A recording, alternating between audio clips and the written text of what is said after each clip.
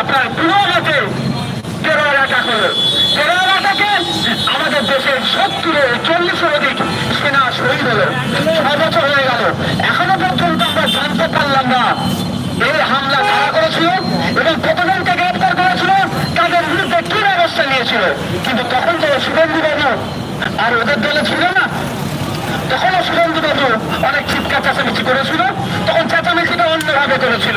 আর এখনো চিৎকার চেঁচামেচি করছে। এমন চিৎকার চেঁচামেচি করতে গেল, একটা ভিডিও পেলাম, ভিডিওর সত্যতা জানি না। Calcutta police, West Bengal police, রাজ্য স্বরাষ্ট্র দপ্তর, দেশের স্বরাষ্ট্র দপ্তর নিশ্চিতভাবে এই ভিডিও ফুটেজটার চেক করবে। সে দেশ বিরোধী স্লোগান দিয়েছে তার বিরুদ্ধে ব্যবস্থা গ্রহণ করবে। আমি ফিরে আসি।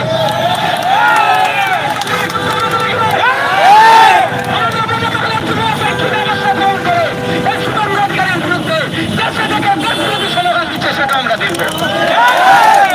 গল্প শোনাচ্ছে, যারা গল্প শোনাচ্ছে অনেক, এটা একটাও ছাড় পাবে না।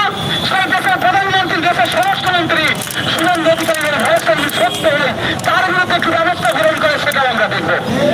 দেশে খাবে, দেশের খাবে, দেশের জনগণের টাকার বিরুদ্ধে ব্যাংকের মাইনে পাবে, স্লোগান দেবে, আমরা ছেড়ে কথা বলি আইনের মাধ্যমে গণতান্ত্রিক প্রক্রিয়াতে এটা জানবো। অবাক হয়ে যাচ্ছি, তুই আমার ঘটনা 6 বছর পার হয়ে গেল, এখনো পর্যন্ত কারা ঘটনা হয়ে গেল, 300 সেটা থেকে আসলো, এখন আমরা জানতে পারলাম না। তখনও কিন্তু পরিবেশ ঘিরে উঠেছিল, তখনও সেনা থেকে শহীদ করেছে, প্রত্যেকের বুঝে দেখা লেগেছিল সেটা ভোটে কাজ করেছিল। আর আজকে